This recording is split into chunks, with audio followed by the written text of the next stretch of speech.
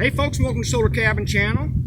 I'm here with Van, and he's a good friend of mine. He just moved up here, what, about a year ago? 1 year. About a year ago out here, and he's getting set up to start doing his off-grid homestead. He's been doing a lot of work around here, so I thought I'd take a cruise up and we'll check out his place. And it is called Sundance Serenity Drive. He's already got his driveway sign in. So tell us a little bit about your property, how much you got, what you're going to be doing with your property. So it's 10 acres, and ultimately what I'm wanting to do is build a little tiny cabin. I've been living in a canvas tent for a year, like no bullshit. Yeah. You can swear on it. And I've made some improvements. I carved in some roads and created a 1 acre meadow just off to the edge over here. We'll take a look at you might that. see later. Yeah. And another ½ acre area where I'm going to build the homestead, the little cabin area. How many acres did you say altogether? 10 acres. 10 acres. Good size homestead, not too big, but big enough for you to do anything you want to do, pretty much. Yeah. And then you're out here, what we call the cedars, and you get a lot of wildlife and everything. You're always telling me you get a lot of elk, and deer, rabbit, chipmunks, and had to kill massive amounts of mice initially, but they're all gone now. Knock on wood. But my latest project, actually, I just got the land survey. Yeah. So and that's what these lines are here. Is you've got your right of way, which is a good idea. That way you know where you can build legally. You're not going to be getting in somebody else's property. Yeah. But it is a little costly. How much did it cost you to get the survey done? So 10 acres, it was $1,500. Yeah. However, I had him do some extra stuff as well. So what I had him do was about every 150 feet, give me a marker. Because it's a quarter mile. Yeah. 10 acres is a good chunk of stretch out. And so I didn't know where I'd be able to see the property line. So I said, hey, give me a marker every 150 feet and I'll lay stakes. Yeah. And everything. And so that helps you lay out a straight line and get your property lines. So eventually I can put up a fence and maybe eventually have horses or mules. And so. Yeah, that's great. It'll be nice. Okay, we're going to go on up. We're going to check out. He's got a meadow set up here with a little bit of a pond. Then we'll go on up and check out his where he's living right now in a tent, and also transitioning to like a shed cabin for a while until he can build his place. So let's go on up the road. All right, that sounds good. So this is Van's property where he's got a meadow already cut in, and he's got a pond down here. So tell me about what you've been doing here, because I know you're doing some planning for some landscaping. Yeah, so really ultimately what we did is when I got the land, I had access to it from that easement, but there weren't any roads in here. Yeah. So I hired a bulldozer to come in and blaze in some roads. And I did a whole bunch of cutting with sawzall with all the junipers and everything to kind of widen things. And then this road here, which we can take a look at in a minute, was not a road. It was just a 30-degree angle hill. And I needed access through here. So I had him bulldoze this, but while he did it, I had him bring the refuse in here to build me a dam. Yeah. So what I wanted to do, because I got a rainwater harvesting permit and created a pond.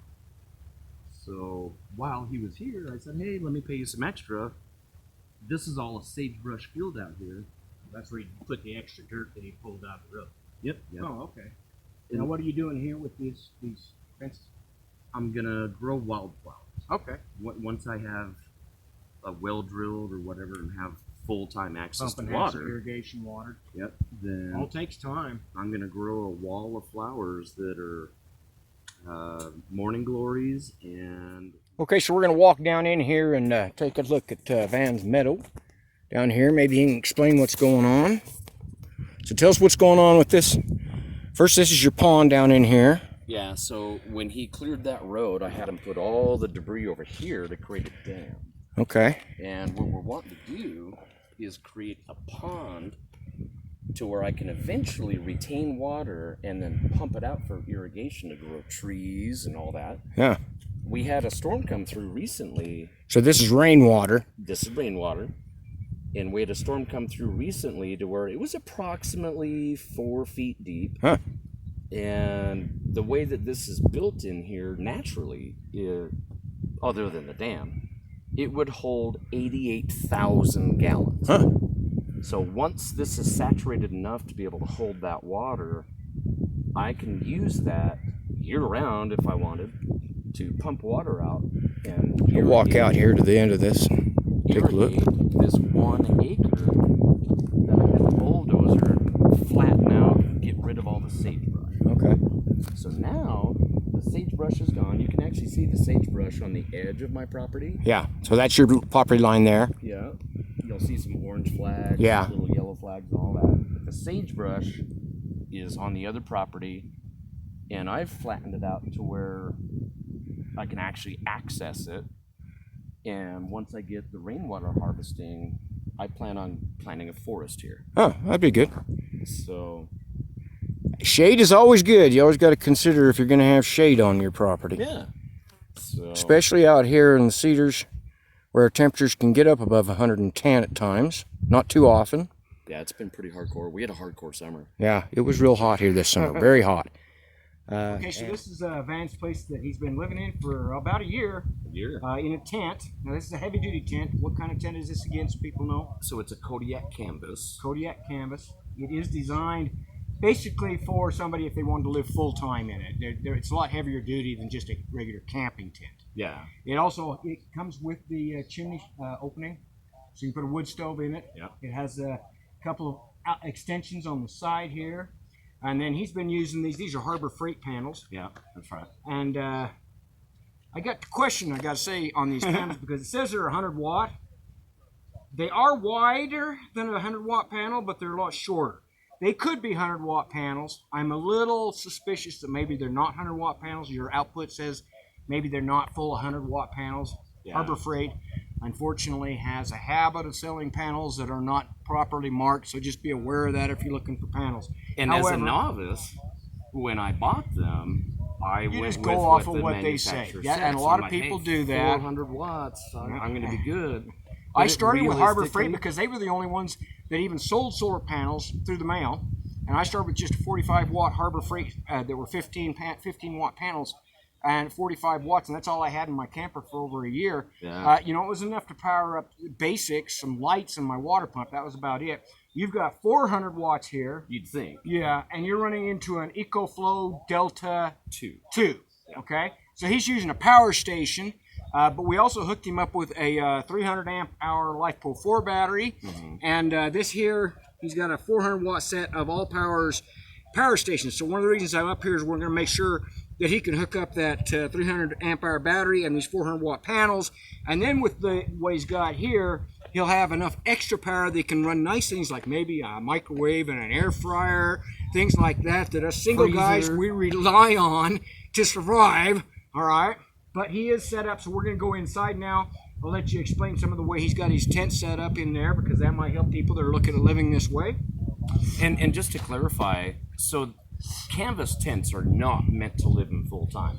But the great thing is our ancestors, you know, the Sheep folks, herders and that used to take them all the time. yeah, folks settle in the West and all that. That's actually all they had access to. And that was Canvas, the yeah. best of the best at the time. Yeah, they would have to waterproof them occasionally. I don't know if these have to be waterproof like the old canvas tents. They actually do not. They don't. They've Yeah. made them now they've sealed the fabrics in with waterproofing. Yeah. Where the old canvas tents, you would have to wax them, Yep. usually with Wax or beeswax oil. or something, in order to keep them from leaking.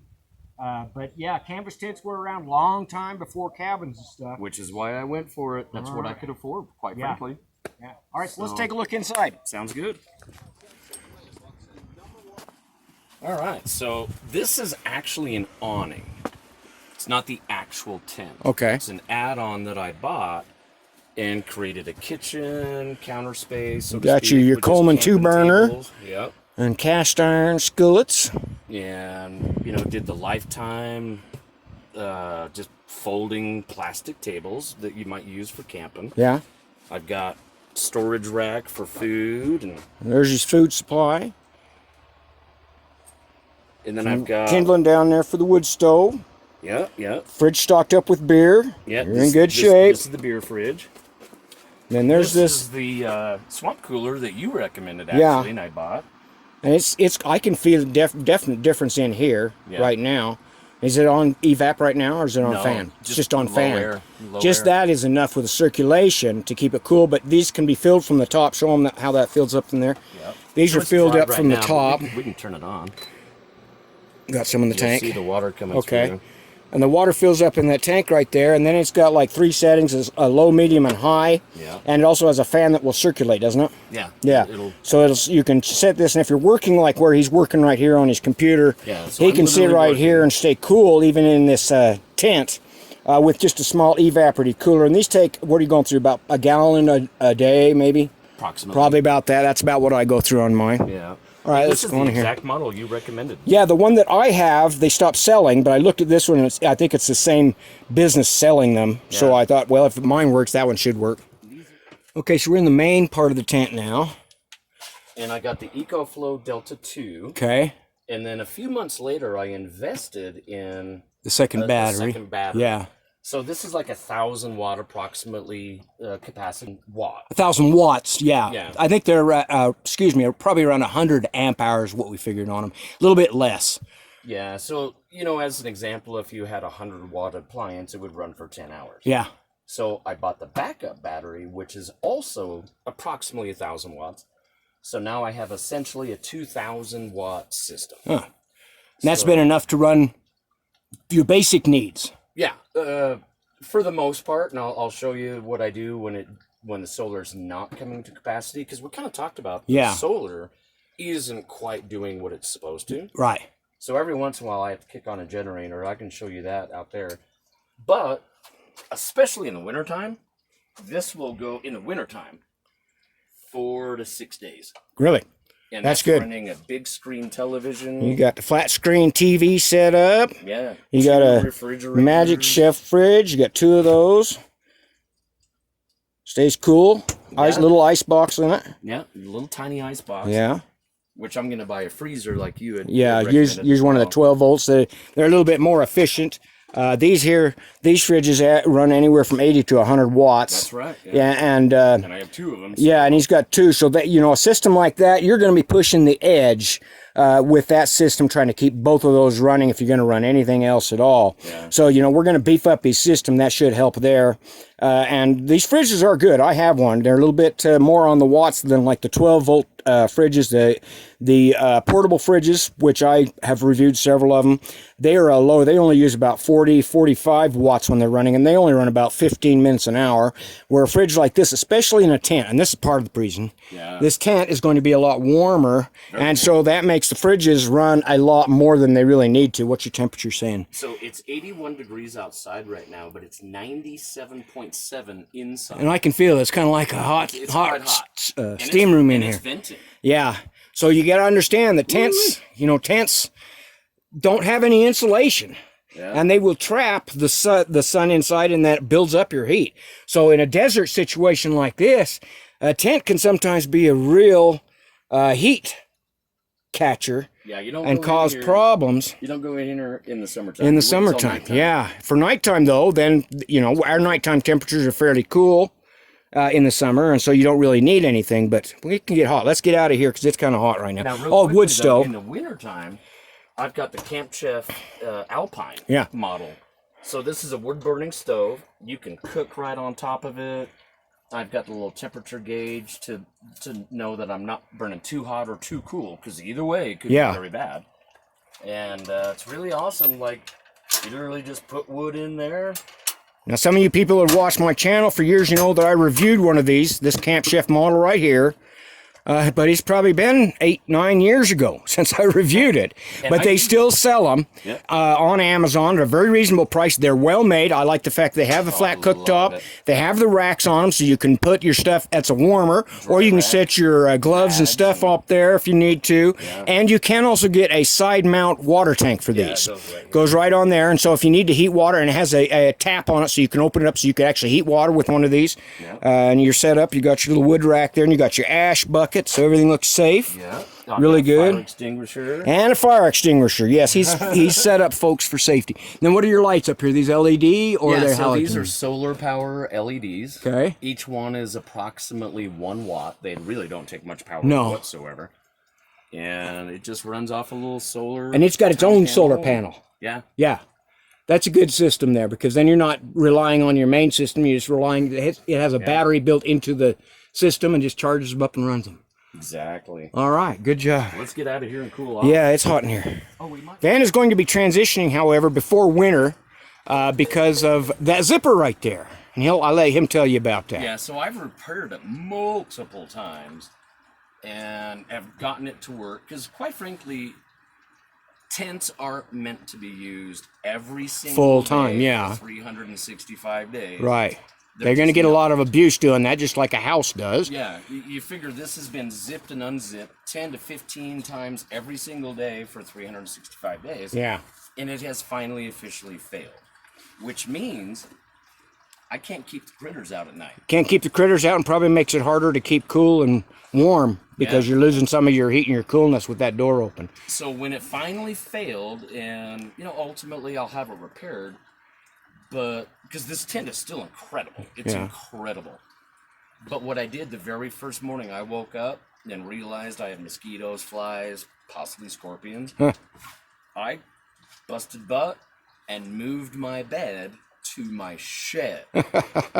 We're going to go down and check out his shed too. Yeah. Now, just so you know, because I've told him this, but he freaks out over scorpions a little bit here. Our scorpions here are like a bee sting. Still. But you don't want one in bed with you, so I can understand you don't want to wake up with a scorpion in bed. And they do love to crawl underneath things, rocks and stuff like that. So if you're sleeping in a sleeping bag like that, they're going to look for a nice place to get under, and so you might be it for their habitat for the night. So I think that's kind of funny, though. But now you need to be aware that's not true in other places. You go like down in Arizona or Texas or places like that, they have those big old black back scorpions. Those suckers can kill you, okay? Yeah. We also don't have rattlesnakes. That's one thing. We don't have rattlesnakes down this low. We do have rattlesnakes in this area, but mostly they're up higher and around the lakes and stuff like that. Right in this area, we don't generally have, I've never seen a rattlesnake in this area. A blow snake, you might get a brown blow snake, but you won't get a rattlesnake in this area. All right, we're going to go down to his shed now and check that out. Okay, so here we are back outside of Van's tent. I'm just going to kind of show you an overview of his setup here. He's got his wood splitting and a wood pile there. Yeah, in fact, I can show you this. This is fantastic. Is that a wood splitter? Oh, okay, so he's got, like, is that gas or electric? Electric? So that's what's so cool about this. It's a 5-ton, so 10,000 pounds of pressure to split them up. Split a log to be able to use in the wood burning system. Yeah. And cost me a few $100s, and it runs off 1,500 watts. So you can run it off the EcoFlow, actually, or you're running it off the generator. Okay, that's the other thing we're going to show him over here. He's got a generator, and that is a. So this is a what's the name of it? I can tell from the yellow and black. I know what the brand should be. Champion. Yeah, it's a Champion dual fuel. Dual fuel, so it'll run off either propane or gas. Yeah, so it's got a gas tank up here, which I have never used. Yeah. And I run it off of propane. It lasts, oh my goodness, in the wintertime, a month. Off of one of the... One propane tank. How big, what size propane tank? You know, your standard 15 pound. 15, are they 10 or 15 pound tanks? Okay. In the wintertime, it'll last a month. In the summertime, when the solar panels aren't pushing enough power to handle the fridges, because they're running... So you're using this to back up your EcoFlow as needed. Yeah. So the reason I chose not to go with gasoline in the wintertime will gel up. Yeah, it can cause problems. Doesn't last very long. Propane, you're never going to have an issue. Yeah. Not quite as efficient when they run off of propane. That's right. But, fuel-wise, you can store propane forever. And that's what I tell people. If you're using propane for heat, your on-demand water heaters, heating, or running a generator, you can keep those and you don't have to worry about them going bad. Yep. They can store, so you can store several tanks for whenever you need them and don't have to worry about them. So I like propane for that sort of use. Or, propane. Yeah, and this I picked up at Home Depot. They're not all that expensive. 100% worth it for a backup system. And see, Champions is what I have recommended to people. I've never had one this big or the dual fuel. I use the 15, or it's actually a 1,200 watt smaller unit, and I've used those for years and years and years. Champion brand's a really good brand if you're looking for a generator for an off-grid system that isn't going to break the bank. And then around here, tell us, you got a bathroom. So we had a windstorm kick up to where I've got a big tear, which tends to happen with tents. Yeah.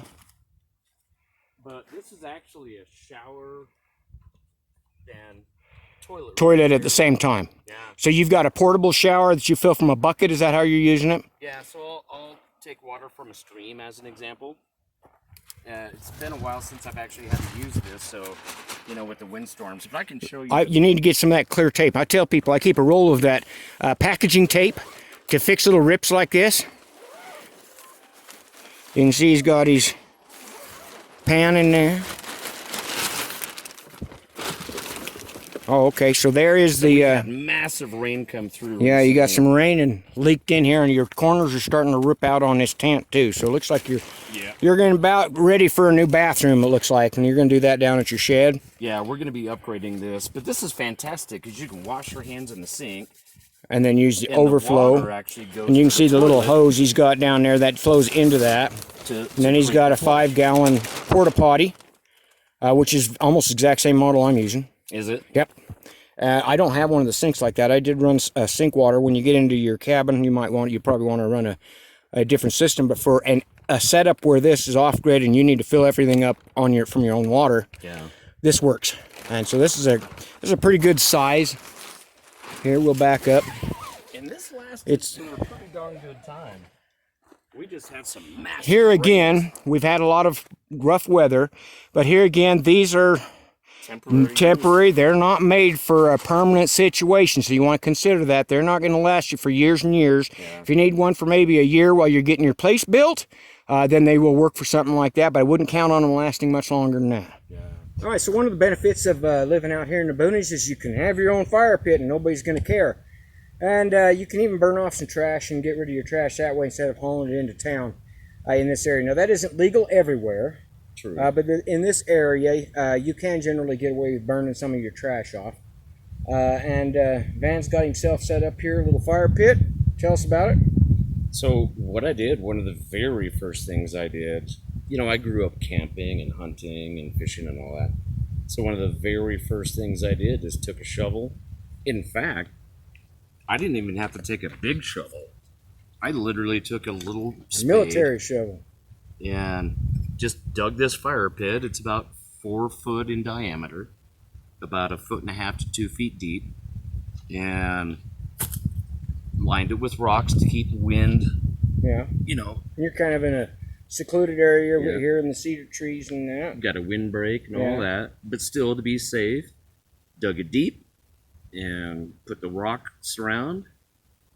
And I've had many a great fire pit, listened to some music out here, and just really enjoyed just kind of the ambiance of camping. Yeah. But yet on your own land. Right. So. Okay, so Van's going to tell us a little bit about this shed that he got. And that's his emergency system. And I just set it off. Now this is an 8x12. Yep, 8x12 shed. And you can see he's got his bed set up in there. He's got some storage containers.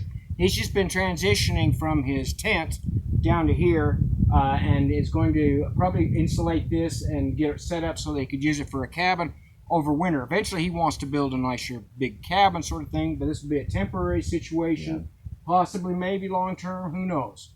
Never know.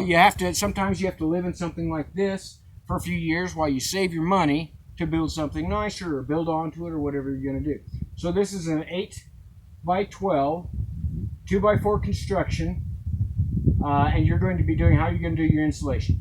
I'm doing foam board insulation, and the reason I did that is it's anti-moisture, antimicrobial. It's not as easy to install as the fiberglass bad insulation, but there's so many benefits to it that it's kind of worth it to me to spend the extra money. And once I get insulated, then I can put in the ventless heater like you recommend as well. The reason why I even did this to begin with, I was already living in the tent, but that zipper failed. Mm-hmm. And I immediately moved my bed in here. Yeah. Like, I need a safe place to sleep and feel good that I'm not. This will be a lot more comfortable too. Even in summer, you're going to get some insulation effect that'll help it so it's cooler in the summer. Yeah. Get it insulated for winter. You can heat this up with just a small wood stove or a Buddy propane heater, or I've recommended him a propane heater that is radiant heater, which is what I use in my cabin. Yeah. The Dynaglow heaters, which I've done videos of. Those have a thermostat on them, so you can set them in a place like this. You could probably set it on the lowest setting, and it'll keep this warm, toasty warm all winter long, and use very little propane for heating a place like this. And I'll kind of walk around now and just kind of show you the inside a little bit, and we'll kind of walk around the outside, give people. This is 8 foot. Now you can change out this door. There's that alarm system again. You can change out this door for a single door if you want to. And you can see the construction on this is on 16-inch center. Yeah. OSB outside and up, and it looks like 2x6 roofing. And so you could insulate this really well and be just fine. He's got his bed in there. Then once he's got this situated, he's got places where he can put shelving and cabinets and all kinds of stuff that you can do in here. And set this up so it'll be a nice little place. And you can also, if you want to, you can knock out between a couple of these studs, knock out your side door, build you on a shed roof addition, which is what a lot of people do. So we'll walk around this. I do too. That also has a camera on it, so you can see if somebody's down here messing around with your shed. Even if you're in town, you can still see what's going on at your place.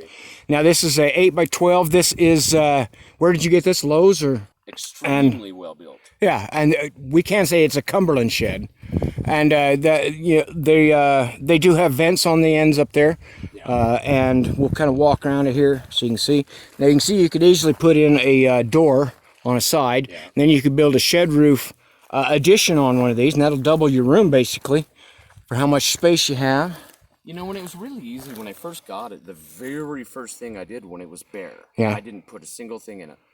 I literally took the little shake-a-can, foam sealant, and I stood in the dark and watched for the light where it was coming in, and went around and sealed them up. Foam everywhere. And that's the thing about these sheds. They're not really designed for living.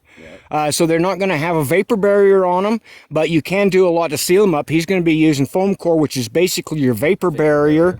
So you don't have to put an additional vapor barrier on it. Now these do come on 4x4 skids. He's got his set right on the skids. You can also raise them up, put them on a cement block foundation if you want to.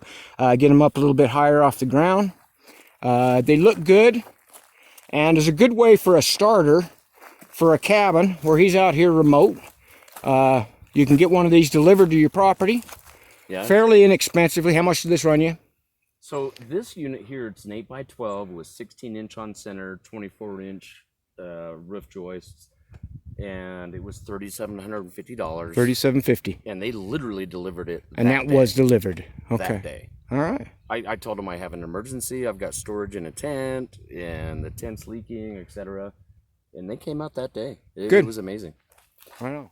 Okay, so folks, so that is Van's homestead. Like I said, he's just getting started out here, been out here about a year. 1 year. Living in a tent, and now he's got himself a shed that he's going to be converting into a cabin, something that I've recommended a lot of times on my channel. If you don't have the time to build something, or maybe you don't have the skills. Now, Van does have the skills, but he's working a lot and has to travel to the city.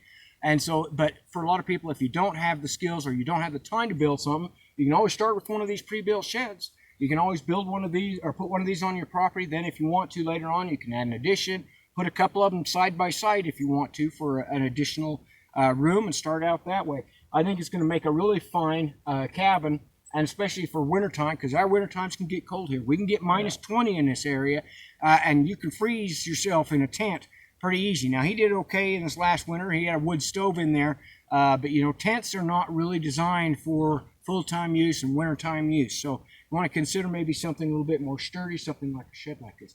All right, Van, I really appreciate you sharing your experience and what you're doing up here, your adventure in building your homestead. I think that'll help maybe give some people some ideas of what they can do. And it all takes time. It all takes money. You're not going to do it all at once. You're going to have to plan out. I'm going to do this when I get this check. I'm going to do this when I get the next check, sort of thing. And so that's just the way it works, folks. In fact, I'll share with you a super quick story. I did not plan on living in this. I bought that canvas tent a year ago that I've been living in with. An emergency happened where I had to get out of there. Right. And I ended up in here. And then, in talking, we realized you can make a home out of that. Yeah. And That's what I'm going to do. There you go. And there he'll have his own cabin on his own place. And over time, he's going to develop his property, get his meadow all developed, and get some landscaping and planting and trees and stuff like that, and get his water set up so that he can start irrigating things. And it just all takes time and some scratch. All right, folks.